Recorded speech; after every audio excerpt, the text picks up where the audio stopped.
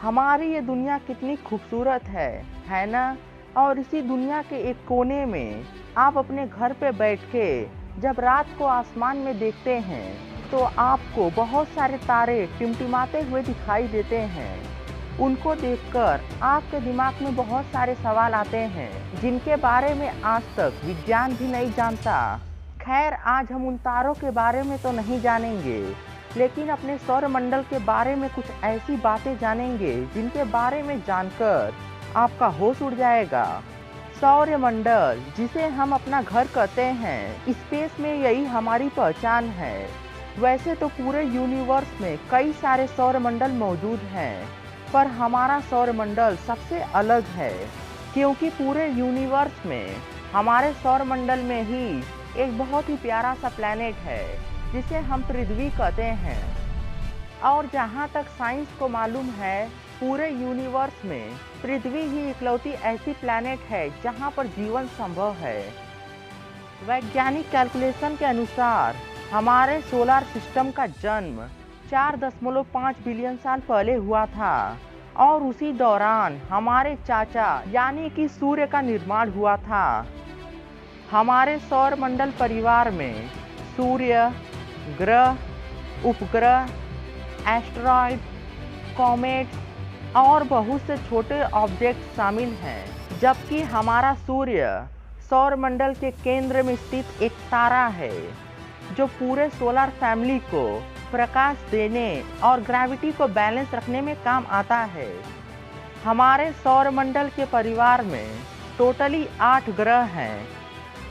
Mercury यानी कि बुध, Venus यानी कि शुक्र, अर्थ यानी कि पृथ्वी, मार्स यानी कि मंगल, जुपिटर यानी कि बृहस्पति, सैटर्न यानी कि शनि, यूरेनस यानी कि अरुण और नेपच्यून यानी कि वरुण।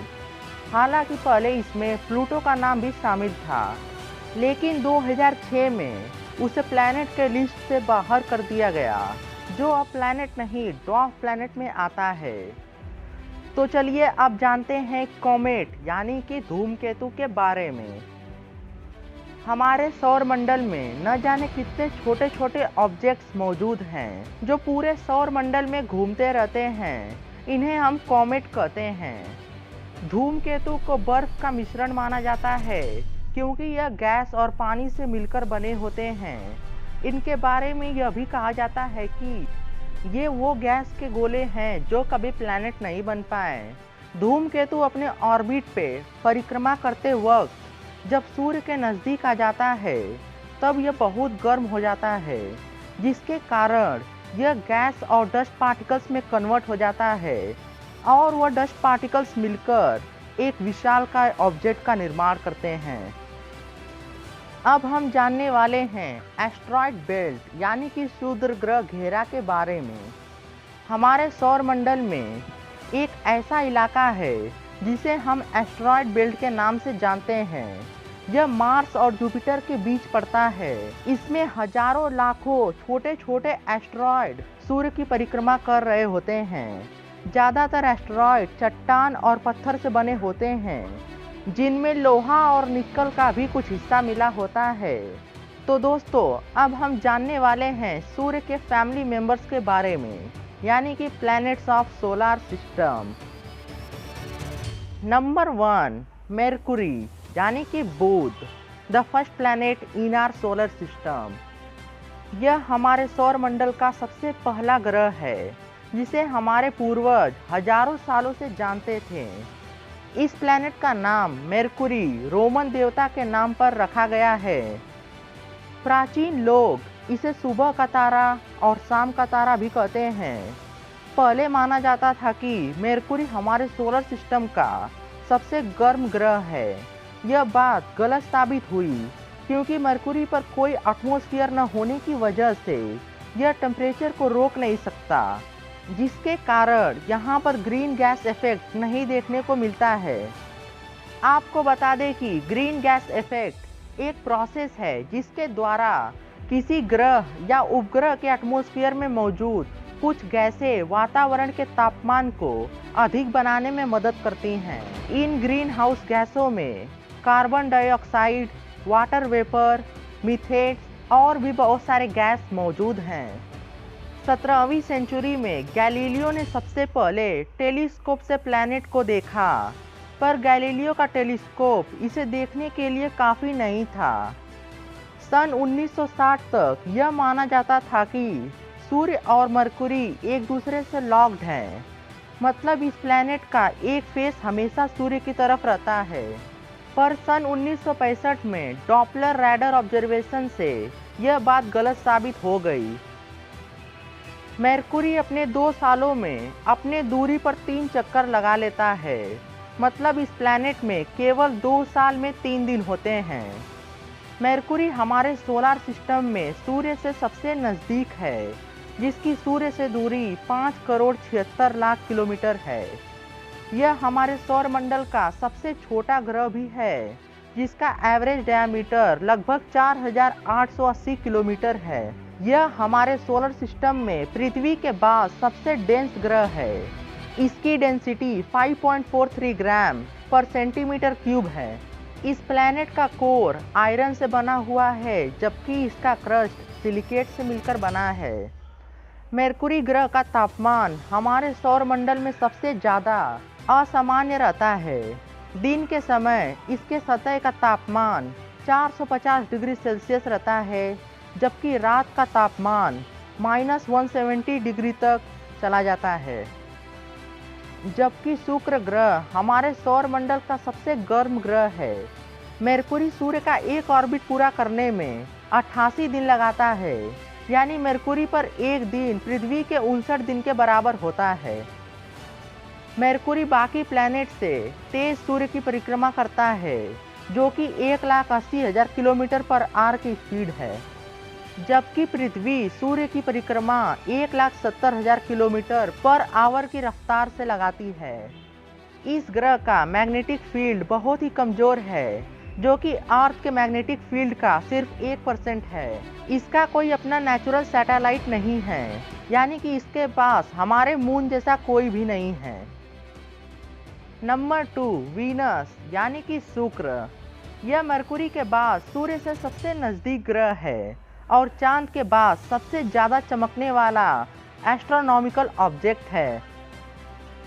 इस प्लैनेट का नाम रोमन देवी वीनस के नाम पर रखा गया है, जो प्यार और सौंदर्य की देवी हैं। शुक्र ग्रह बादलों से इतना ज़्यादा ढका हुआ है कि इसके सतह को देख पाना संभव ही नहीं है।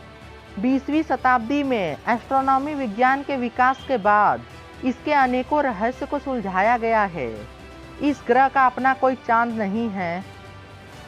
इसका एवरेज डायमीटर 12,103 किलोमीटर है, जो कि पृथ्वी से 650 किलोमीटर ही कम है, और इसका भार पृथ्वी के भार का 81.5% है। साइंटिस्ट का मानना है कि इस ग्रह का कोर आयरन का बना है, बीच का भाग पतला है और ऊपर का भाग सिलिकेट से बना है। शुक्र ग्रह का एक दिन इसके 1 साल से भी बड़ा होता है। ये अपने दूरी पर एक चक्कर 243 दिनों में पूरा करता है, लेकिन 225 दिन में यह सूर्य का एक परिक्रमा कर लेता है। यानी इस ग्रह पर एक साल 225 दिन का होता है और एक दिन 243 दिन के बराबर होता है। सच में यार, यह तो दिमाग हिला देने वाला फैक्ट है। सोलर सिस्टम के सभी ग्रह एंटी क्लॉकवाइज रोटेट करते हैं, जबकि शुक्र क्लॉकवाइज डायरेक्शन में अपनी एक्सेस पर रोटेट करता है। साइंटिस्ट का मानना है कि किसी ग्रह या उपग्रह की भयानक टक्कर से इसका डायरेक्शन चेंज हो गया होगा। इस ग्रह का 80% भाग ज्वालामुखी से बना हुआ मैदान है और बाकी के भागों में 2 बड़े महाद्वीप हैं और उन महाद्वीप में पानी के जगह लावा है। इस प्लैनेट का सबसे ऊंचा पर्वत मैक्सवेल मॉन्टीस है। इस प्लैनेट की अधिकांश भागों में अजीबोगरीब तरह की दरारें बनी हुई है। इसके अलावा इस ग्रह पर लगभग 167 ज्वालामुखी हैं, जो लगभग 100 किलोमीटर के दायरे में फैले हुए हैं। दोस्तों, कुछ वैज्ञानिकों के दिमाग में यह सवाल आया कि क्या जीवन के सबूत हैं शुक्र ग्रह पर। यह माना जाता है कि शुरुआती दिनों में शुक्र ग्रह पर जीवन रहा होगा, लेकिन आज शुक्र पर जीवन की कल्पना करना भी मुश्किल है, क्योंकि यहाँ का एटमॉस्फेयर बहुत ही ज़्यादा डेंस हो चुका है। इसके एटमॉस्फेयर में CO2 की मात्रा ज़्यादा होने के कारण बहुत तेज ग्रीन गैस इफेक्ट पैदा हो रहा है। जैसा कि मैंने आपको बताया ग्रीन गैस के बारे में, जो इसकी सतह के तापमान को नॉर्मल से 400 डिग्री सेल्सियस तक बढ़ा देता है, जो मरकुरी के सतह के तापमान से भी अधिक है, जबकि यह सूर्य से मरकुरी से दुगनी दूरी पर स्थित है। गर्मी के कारण यहाँ रेडिएशन का लेवल इतना बढ़ जाता है कि यहाँ जीवन की उम्मीद ही नहीं की जा सकती। इसके एटमॉस्फेयर में CO2 के ऊपर SO2 और H2SO4 यानी कि सल्फ्यूरिक एसिड के घने बादल हैं, जो सूर्य से आने वाली लगभग 60% लाइट को रिफ्लेक्ट कर देती हैं। इस ग्रह का एटमॉस्फेरिक प्रेशर पृथ्वी के एटमॉस्फेरिक प्रेशर से 92 गुना ज़्यादा है। इस ग्रह की जानकारी और स्टडी के लिए सबसे पहला स्पेस सैटेलाइट रसिया ने वेनेरा फर्स्ट सन 1961 में लॉन्च किया था, पर असफलता हाथ लगी। बीच में ही बेस से कांटेक्ट टूट गया। इसके बाद सन 1962 में USA ने मेरिनर फर्स्ट भेजा, जो सफल रहा। इसके बाद अनेकों मिशन शुक्र ग्रह की ओर भेजे गए। पहले यह माना जाता था कि इस ग्रह की अपनी कोई मैग्नेटिक फील्ड ही नहीं है, पर सन 1980 में हमें पता चला कि शुक्र ग्रह की मैग्नेटिक फील्ड पृथ्वी की तुलना में बहुत ही कमज़ोर है, जो बनती है सोलर विंड्स और आयोनोस्फीयर में इंडक्शन के कारण। ऐसे ही अनेकों रहस्य शुक्र ग्रह आज भी अपने अंदर समेटे हुए है, जिसे अभी हमें जानना बाकी है। दोस्तों, आज के लिए बस इतना ही। बाकी सभी सोलर सिस्टम के प्लैनेट के बारे में हम अगले पार्ट में जानेंगे। और आप हमें कमेंट ज़रूर करें कि आपको यह वीडियो कैसा लगा। और अगर आप हमारे वीडियो को पहली बार देख रहे हैं तो चैनल सब्सक्राइब जरूर करें। Then see you in the next video. जय हिंद।